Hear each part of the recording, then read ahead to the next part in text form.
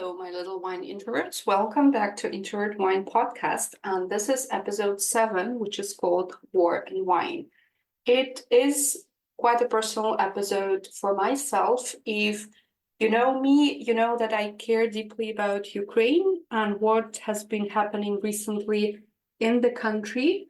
And of course, I feel that it is important to share the story and speak about Ukraine with the idea speaking more and spreading the word about the wine of Ukraine and also the sommelier profession in Ukraine, because I admire deeply the spirit and especially the fighting spirit of its people and how they do not sit or are not being depressed or sad in this situation, but continue to work, to continue their career, to fight for their country, and still for those of them who are involved in wine and winemaking, to produce wine, to serve wine, to speak about wine, to educate on wine.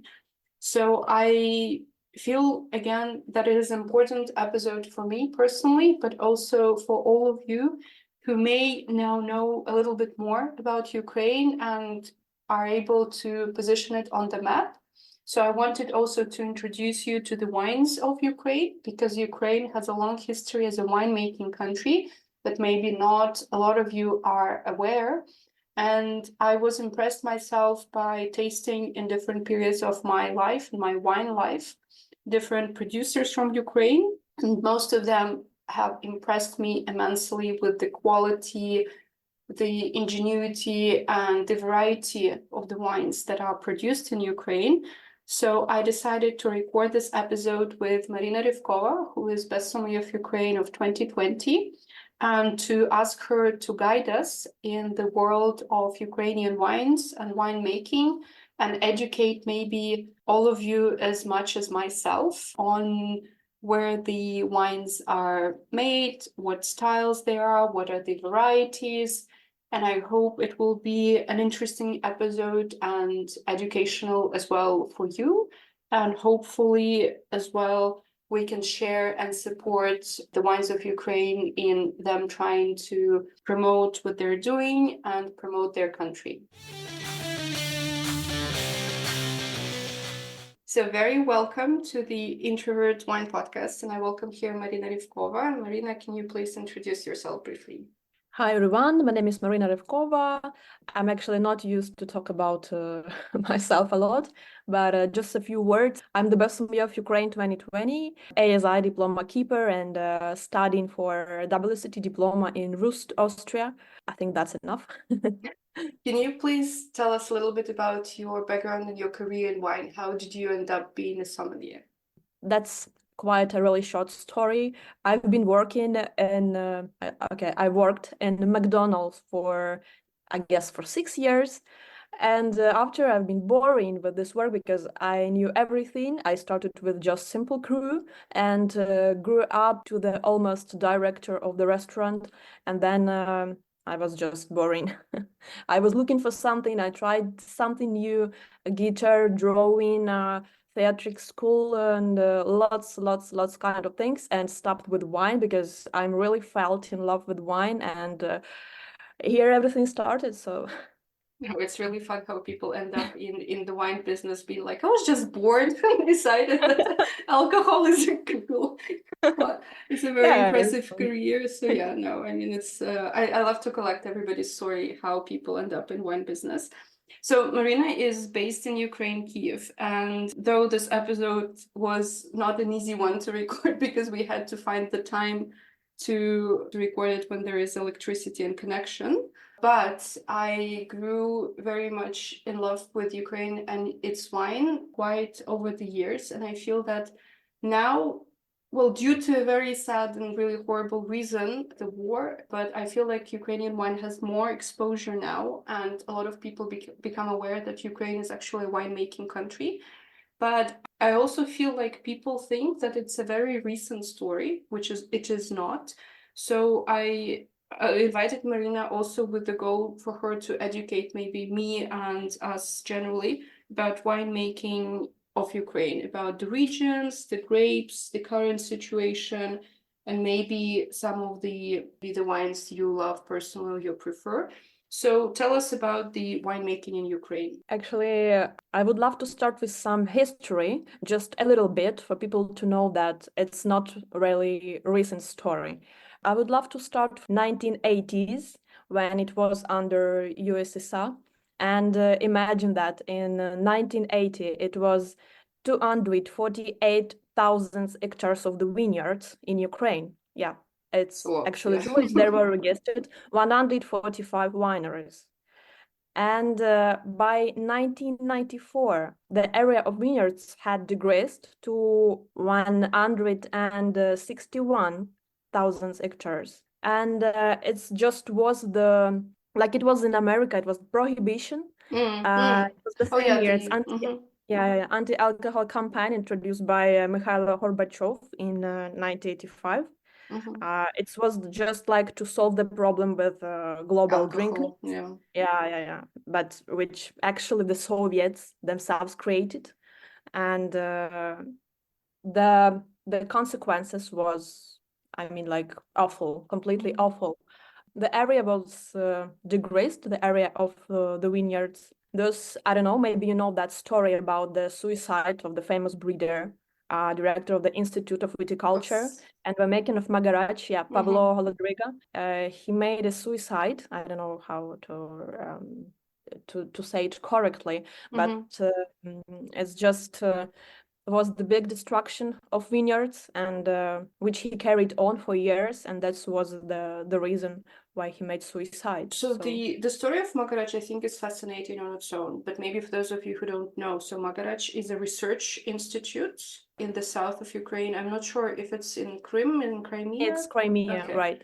It's in So, Crimea. and they developed and saved a lot of history and different grape varieties and different research. So they were making hybrids as well, and they were very old. I think the library of wines they have is also very, very impressive. So he was, let's say, the spirit and the soul and the engine of this institute.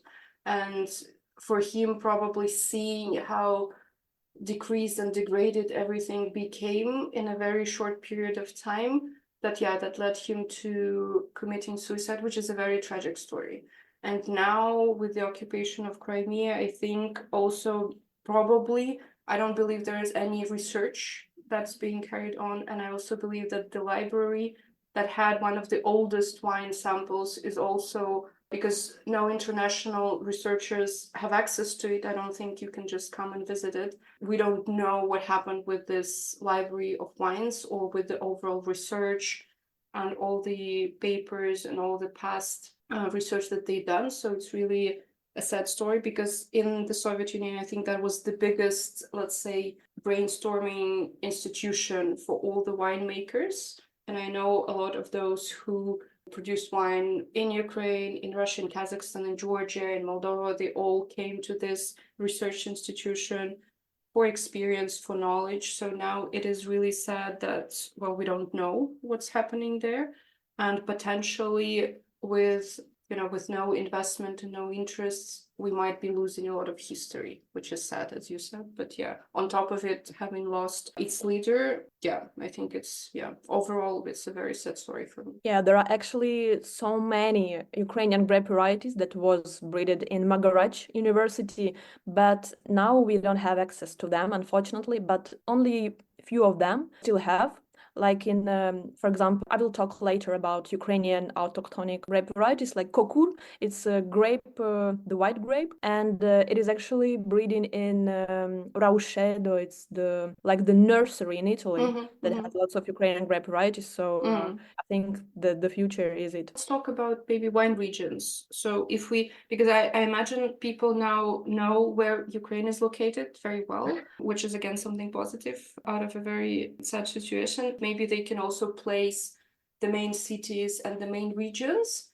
But also I myself have been discovering a lot of regions that I didn't think were producing wine. So briefly tell us what are the main ones and what are the, let's say, the most important? Okay, let's start from the western part. I believe everyone knows where Carpathian Mountains are located. It's just the biggest mountain in Ukraine, even when Crimea was under Ukrainian government. The Carpathian Mountains were still the biggest, and Zakarpattia, it's actually the official wine region in Ukraine. Very famous one, close to the styles like to Austrian wines. It's the world of the white ones, and have the clay soils with the low drainage and particularly volcanic soils. There are very few, not very few, but very few big wineries like Chizai, Chateau Chizai. It's the huge one, produce more than 1 million bottles per year. And quite new one called Terroir, I think very famous word in the wine world.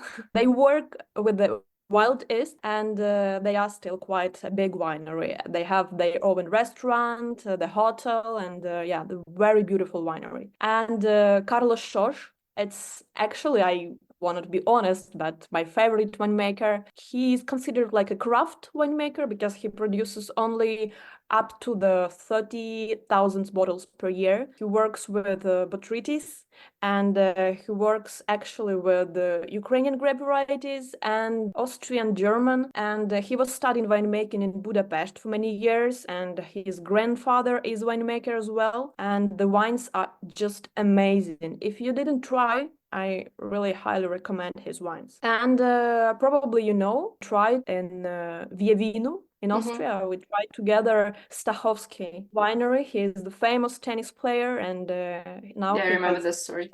Yeah, he has the winery, and the wines are also amazing. And the biggest, I would say, wine region in Ukraine is Bessarabia. It's Odessa region. There are two rivers, Dniester and Danube. Yelpug Lake, lots of like bodies of water that have huge influence to the wineries. Has loam soils with limestone.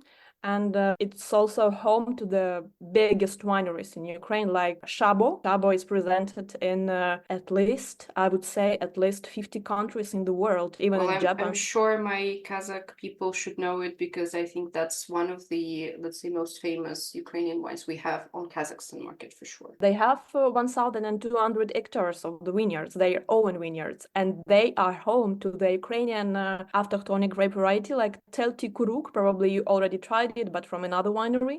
And Telti Kuruk is not grafted because it's growing in the sandy soils, so there was no phylloxera there, and Telti Kuruk is not grafted, so I really recommend to try that. But unfortunately, the big issue is the Shabo makes money in Ukraine not for the wine, but for the spirits. The big problem of Ukrainian wine is Ukrainians don't drink Ukrainian wine. We all know the appellations of France, of Italy, of things like that, but we don't know our wines.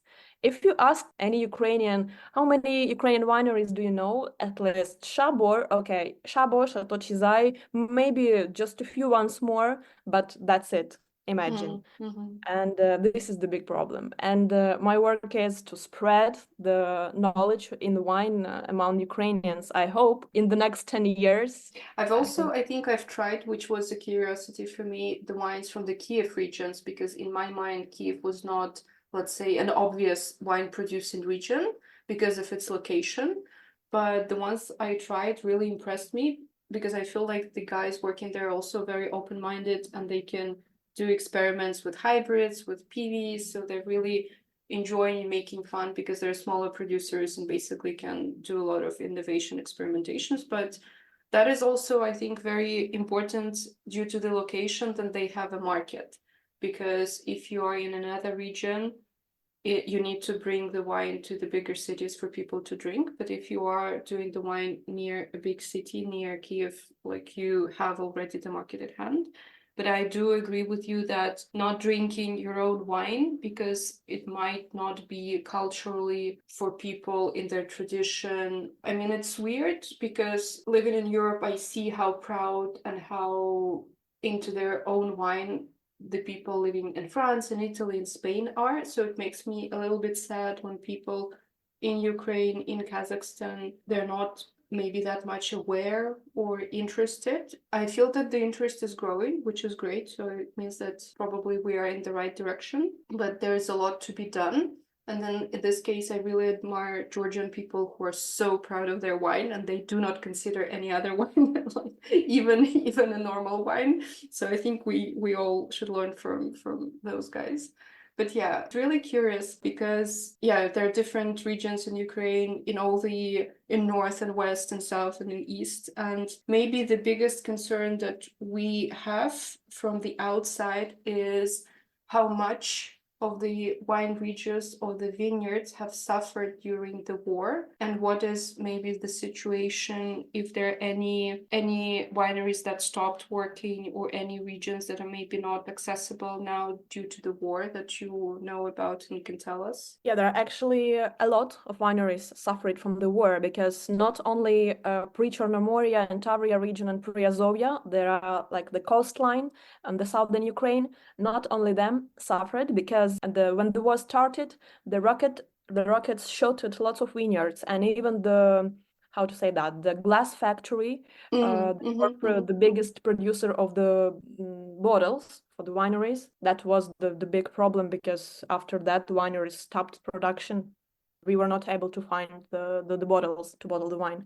The wineries who suffered the most, I would say, it's the winery, the biggest, I would say it's the biggest winery in Europe that makes the wine, sparkling wine, by traditional method. It's the Bakhmut in Bakhmut. I would say everybody knows now, unfortunately, this name. The huge winery, Artemivskaya, the name of the wine. They were located in in the big cellars. They had the hugest, I would say, cellars.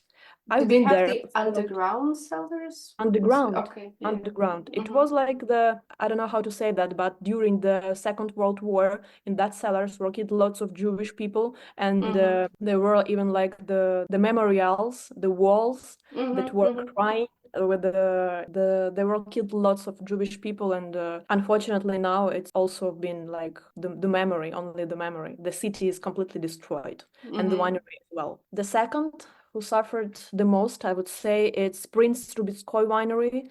Now it is located on the not occupied territory by Russia, but the vineyards are mined, and the winery is looted, completely looted. All the wines are stolen. The bottles are stolen by Russians because they've been there. It's not possible to produce wine because there is no equipment. The vineyards are mined, and there is no access to the vineyards now. And it will take at least 2 years to solve it. And the wines are not able to produce the grapes.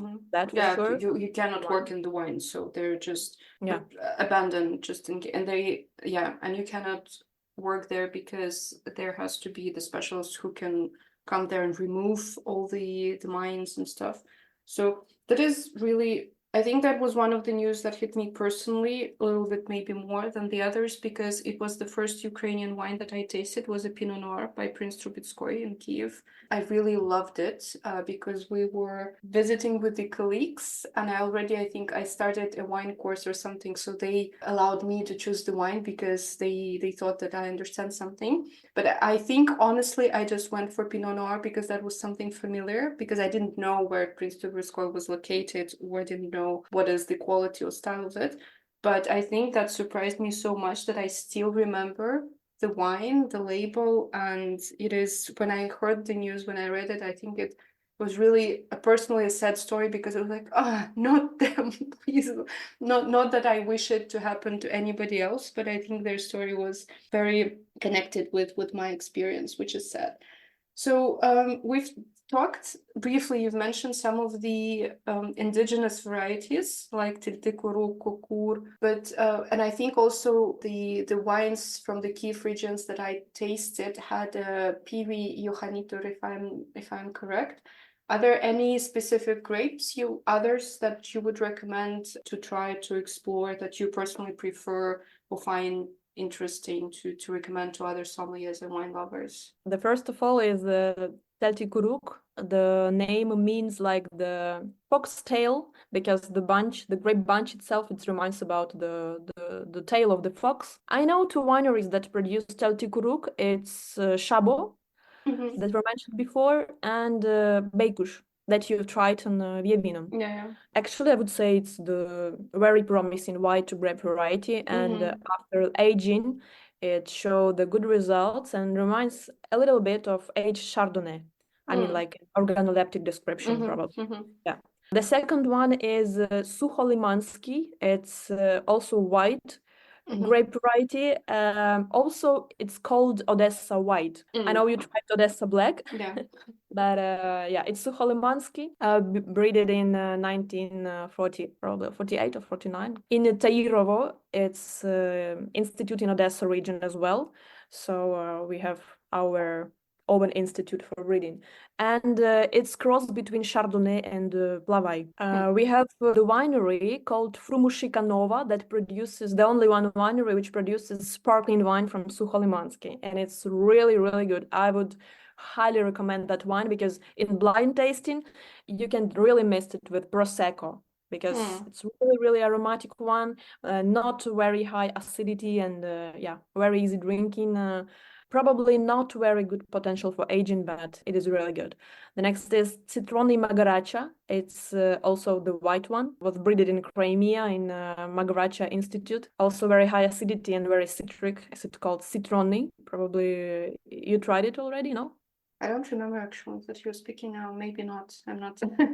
I think I remember most of it, but I don't remember this one. So maybe not. Not yet. And I would say the famous is the Kokur, but unfortunately, very few wineries produce the wine from this grape variety. Also was bred in Crimea, and now we can find some seedlings in Rauscedo in Italy. Lianka, also white one, but it comes from Zakarpattia. It's a little bit bitter. The wine is a little bit bitter, but also very promising. Bakator, Carlos Sosh in Zakarpattia works with this variety. It's very sensitive to botrytis and really, really good one. Reds, I would say the most famous is Odessa Black or Ali Bernet. Was breeded in 1948, probably in the middle of past century, in Tairovo, as well in Odessa region. It is cross between Cabernet Sauvignon and Alicante Bouschet. Very, very deep, dark Yeah, it colors. certainly leaves an impression in memory because that's very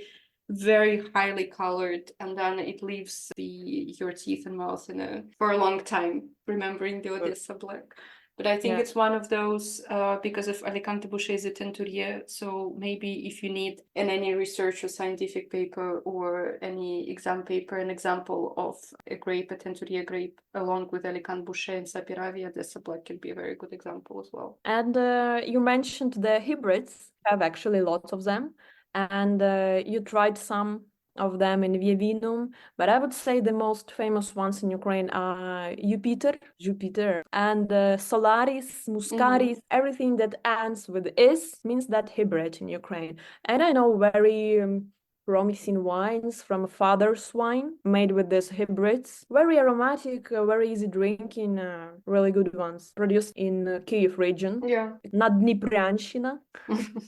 I think I tried the one that was made in orange style and I really liked it because normally the PVs that I tried before, the hybrids, if you compare them maybe currently at the stage, they're missing something versus the, let's say, normal grape variety. But if you do certain winemaking techniques, some leaf aging, some maybe batonnage, some skin contact, then they become, for me personally, very interesting. That's why I'm very curious in them and being like, there is something that we can explore because clearly that's a way forward. And I'm happy that there is more and more countries experimenting. And it's often the case with the maybe non-traditional wine producing countries that are very much open, or regions that are not considered like the classical wine regions, that are more open to experiments with these varieties, to grow them and to do different styles of wine, which is really exciting. So we'll see where it leads. But the ones I liked so far are very promising, and I hope it will continue. Another topic that I really wanted to discuss with you is the sommelier profession. What is happening with the sommelier profession now in Ukraine? Obviously, when the war started, there was the moment of paralyzed, I think, for everybody, when there was obviously nothing working, nothing happening. The restaurants were closed, everything was closed. There was like a pause on the life because the security, the safety, and survival was maybe more important and is still more important. But I feel like with the time, I see some more activities and some more events, and Ukraine, as well as the sommelier profession, coming back to life a little bit, because the war is not ending, but people need to work to still to continue, doing their job, doing their business in the circumstances that they are in. So let's talk about sommelier in Ukraine. What was happening before war? What's happening now, and how do you see and what do you hope of it to become in future? Before the war, it was very, very developing profession. We had so many young men and young people in this profession, but when the war started, I was in Kyiv. I was actually working as a sommelier, but lots of my friends changed the corkscrew to the gun and to the weapon. So even now, lots of friends of mine are still in the war. I would say lots of sommeliers, just when the war started, we were ready to fight, but the military service didn't need so many people for that.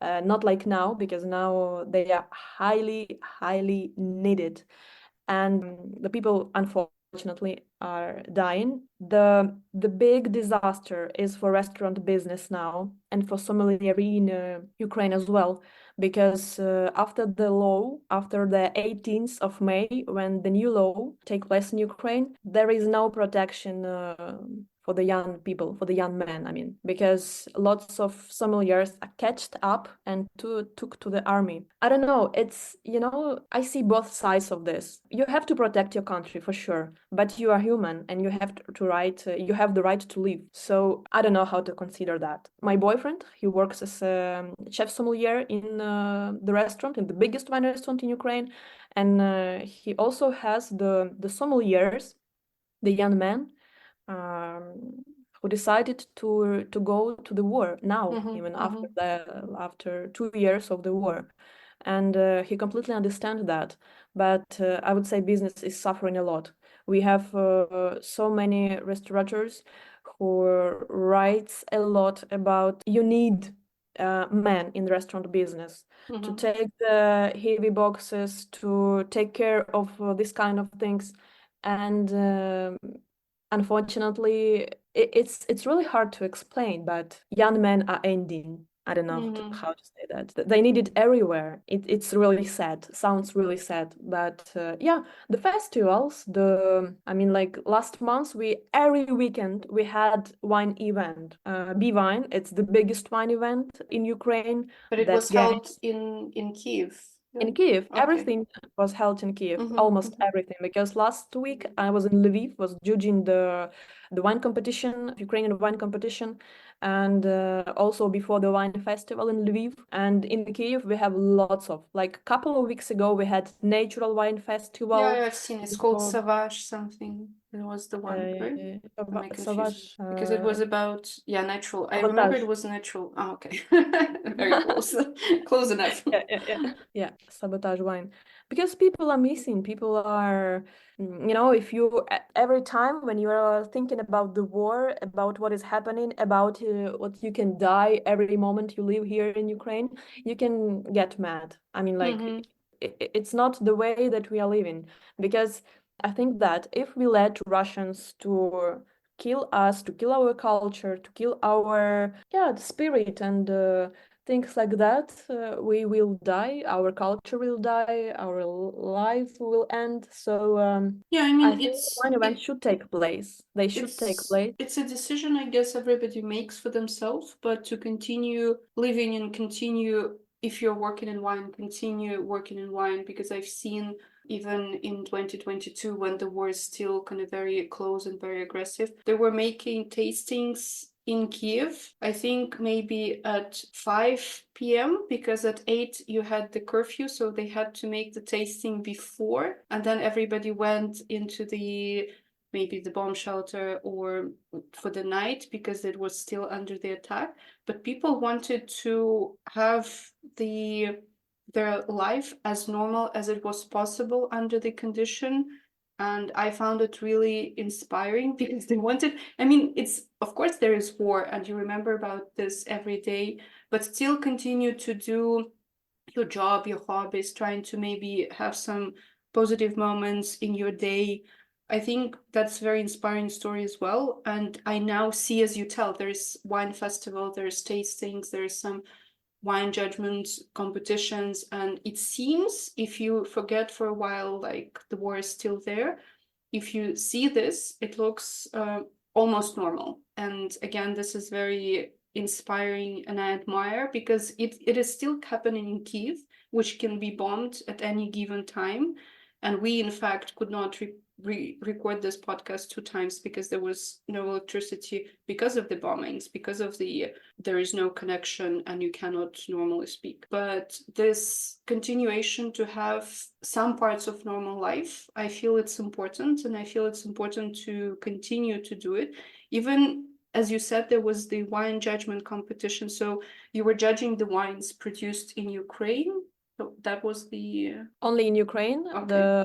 Actually, the wine competition for Ukrainian wines, it happens every month, I would say, because in 2 weeks will be another wine competition for Zakarpattia wines, for this Okay. region, because there are lots of craft wineries and small wineries that are produced up to the 10,000 bottles per year, so just a little bit, I would say.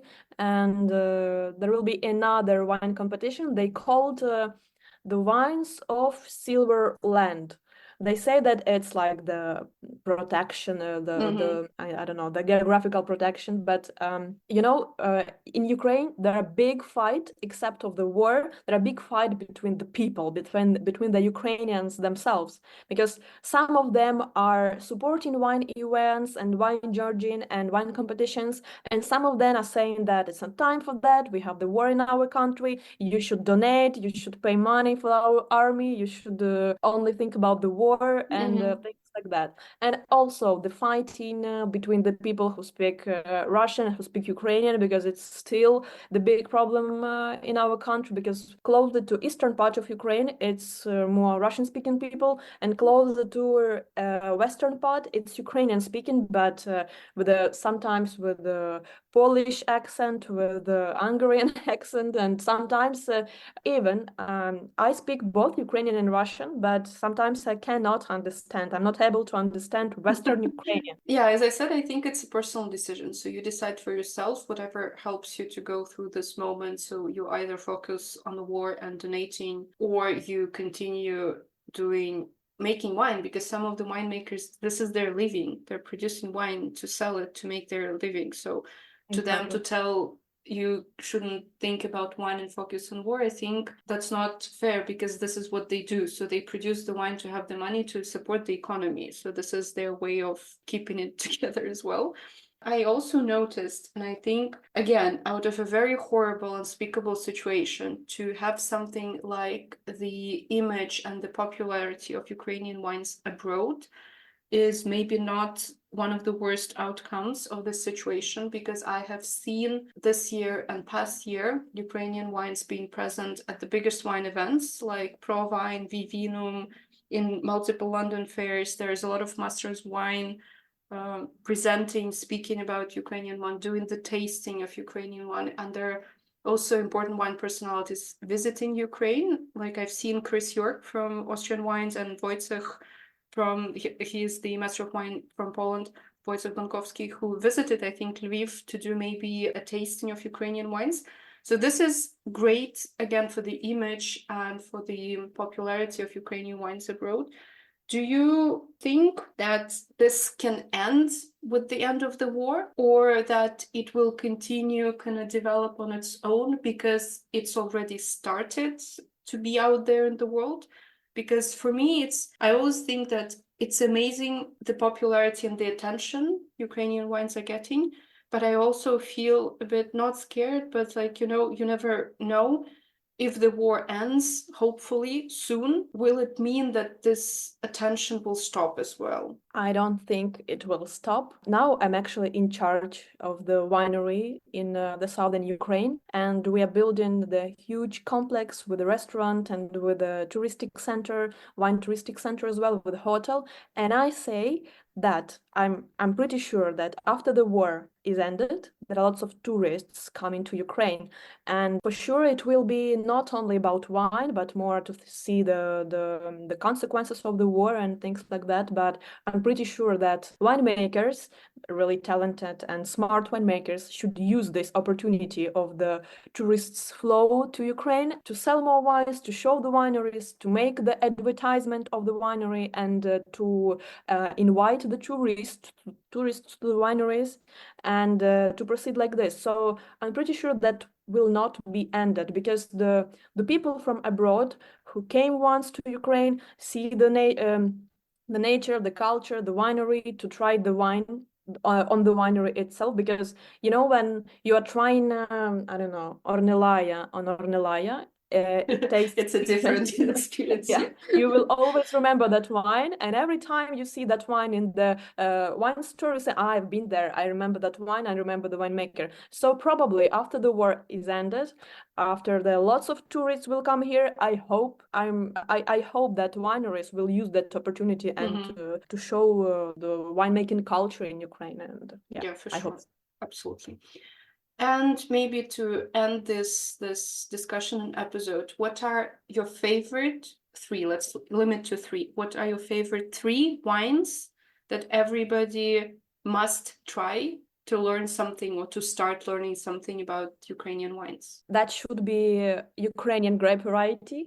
And I would say, first of all, it is ungrafted Telti Kuruk from Shabo, but Grand Reserve. I highly recommend that wine, because when I was working in the restaurant in Ukraine, and I had foreign customers, I always tried to sell this wine and to bring to try a little bit in blind tasting, and they been always saying that it is something like Chablis or Burgundy or things like that. So I recommend to try this one, especially in blind, to give this somebody in blind. And the second one, I would say it is, I already mentioned that, from Hrumushica Nova. It is sparkling wine. We are from Sukholimansky grape, really, really pure, high acidic, aromatic. You will be enjoying. And the third one, I know that lots of Ukrainians will listen to this podcast, but it feels like, you are the sommelier in charge of like lots of It's difficult winemaking. to It's difficult choose to three. choose just one. Yeah, it's difficult to choose just three. So we have But a white, we have a sparkling. So naturally, I think, to be fair to everybody, has to be a red wine. red. Okay, good.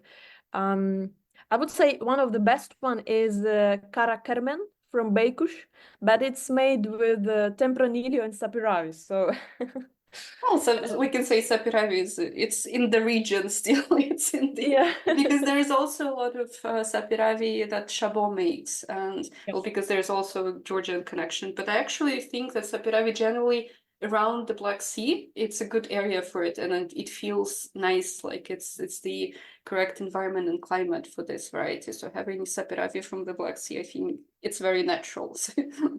Yeah, true. But it's made with the appassimento way, so It's like Amarones. it's like Camarone style, exactly. So we had this wine by glass when I was working in the restaurant, and always it was really, really good. And foreign people were enjoying this wine. So yeah, I recommend to try. We have one white, one sparkling, and one red. Yeah, perfect start, I would say. Of course, you're not limited to it, and I actually invite you to explore more. But for the start, I think that was a good selection. So thank you very much. Thank you for the talk. Thank you for educating us on Ukrainian wine, and best of luck. And I hope we'll meet soon in this year. So thank you so much. І слава Україні! Thank you. Героям слава! Thank you for being with us. So thank you for listening to me and Maryna speak about the wine of Ukraine, the winemaking, different regions, varieties, and style, and how all of it is affected by war, because currently is the situation in Ukraine. And my personal goal, my personal mission was to explain to you, of course, the side of Ukraine producing some remarkable and outstanding wine, but also draw attention and remind again to many of us that Ukraine is doing that, in fact, in the middle of a war. And I hope that it will be interesting not only for you to learn about Ukrainian wines, but also learn more about their people, as I said, who inspire me daily with the bravery and their resilience and their passion towards their country and towards winemaking and wines in so many cases. I would like to dedicate this episode to all of the colleagues in the wine industry, and also to those who work or worked in the sommelier profession and maybe are not able to do so now, but I hope that it will end soon and we will be all able to visit Ukraine, as Maryna said, and enjoy hospitality, taste the wines, and learn more about the country and wines. Well, if you are willing to help, I think there are multiple resources online, so pick those that you trust. I personally can recommend the account winter.harvest.ukr on Instagram, because that's an American wine professional who is crowdsourcing aid for the Ukraine wine community, and he posts regularly the sommeliers that he's helping, and I find it really inspiring to see that your help goes directly to your colleagues or wine colleagues in Ukraine that are facing a very difficult period of their lives. Well, thank you for being here. Thank you for continuing to listen to Introvert Wine Podcast. I will be recording the next episodes very soon, so stay tuned, share, like, subscribe, and spread the love of wine. Thank you.